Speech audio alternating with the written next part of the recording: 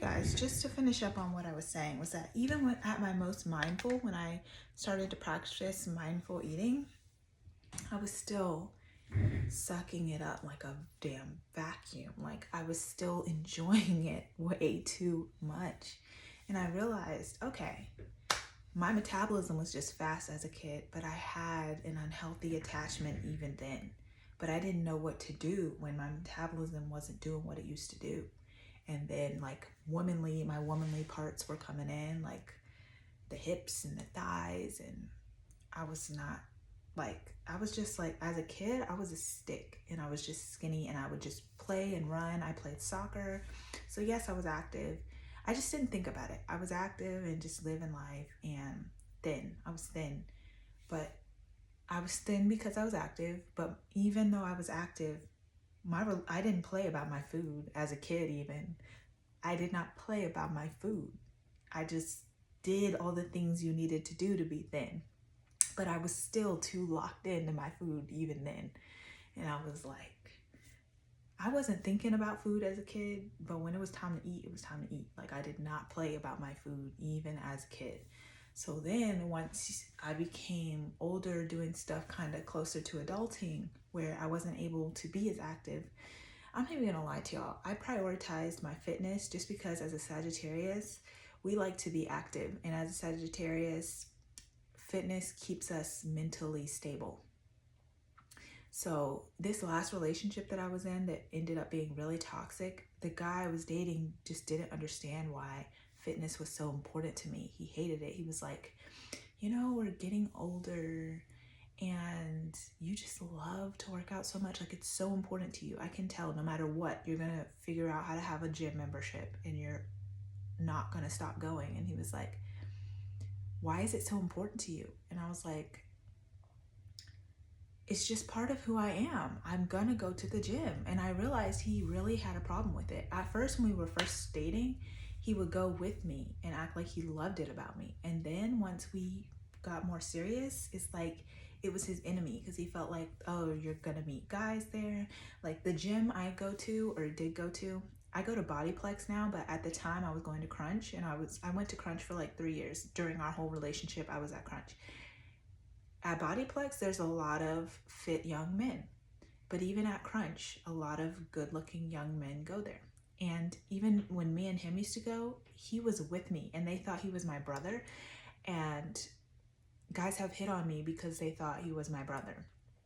Like really good looking white dudes, really good looking black dudes, both of them, like whatever. They've hit on me while he was there every time. And so he was like, okay, I know these guys at the gym are looking at you.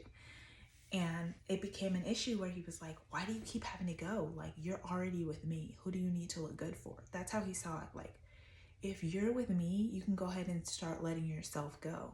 That's what he wanted. But then it's like, what's so sick and twisted about that is if I had started letting myself go, he would have made fun of me for it and hated it. But he was just angry that I wasn't letting that happen. I was still trying to look hot. I was still working out. And he was so toxic that he was like, if we're already together, who are you trying to look hot for? And I was like, for myself. I'm going to the gym for me and my health, and I want to look hot for me. So that was red flag number 1 to get rid of him. And then also, if I'm dating you, I'm doing it for me, but I'm doing it for you. But I realized he was such an enemy, he didn't even want me to look good. He didn't even want me to look good for him. So he just was in that traditional super old fashioned mindset of like, once you're mine, you need to start getting pudgy and you need to let yourself go so that no other dudes want you. He just hated that other dudes were gonna, flirt at the gym, which they did. And he knew his schedule wouldn't allow to always be there with me. Like sometimes I was going by myself and there's nothing he could do about it. And guys could ask for my number. I was such a loyal person. I wasn't participating. Like I turned so many guys down that I really should have entertained. But that was a red flag that he was even bothered by that. But anyways, back to the fact that my relationship with food was toxic. One thing that helped me switch over into a new chapter, this is very new. Like I'm talking about 2 days ago, I just had an epiphany and I realized, what if I just completely flip things like nail on the head the way I've never done it before, in a way that I've never done it before? What if I just flip things completely 360 and I make my desire to experience discipline stronger than my enjoyment of food? And I was like, internally, I was like, I don't know if that's even possible, because when you put that food in your mouth, the experience of dopamine that you have, I don't know what it is about me biologically, I really enjoy it. Like, I really like eating. Like, the experience, not all foods, some foods are nasty, but I know how to cook pretty good. So, and even like healthy wise, when I make my healthy stuff, I'm always bad at portion control. That's what it is. Like, it'll be a completely healthy meal. I just need to eat less of it. And if I put my desire to practice discipline over my desire to enjoy that food, then I can make portion control a priority. I'm the person, when I finish the meal prep, I'm like looking around like, wait, no, that's it? Yes, bitch, that's it.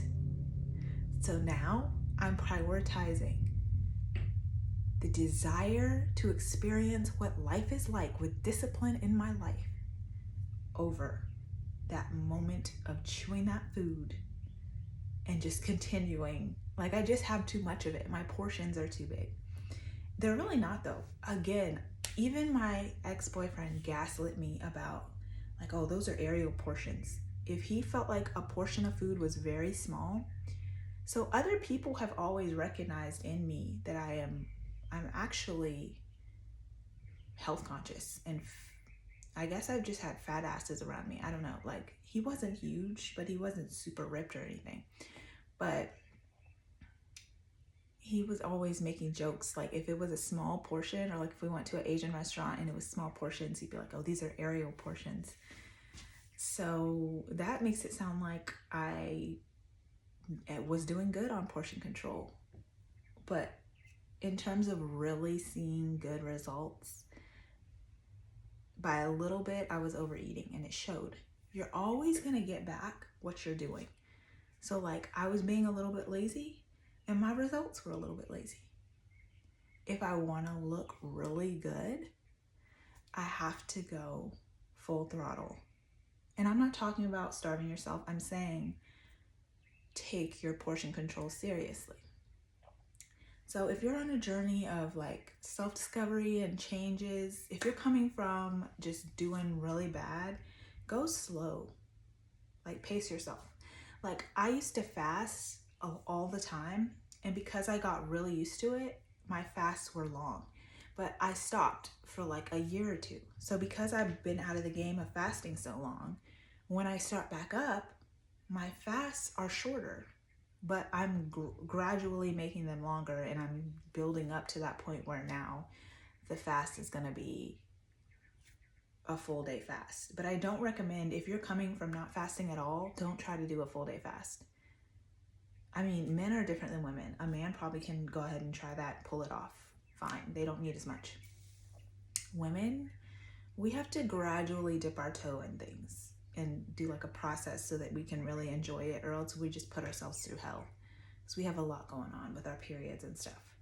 So, and women, we work on a monthly cycle. Men work on a 24-hour cycle. Please don't try to be like men.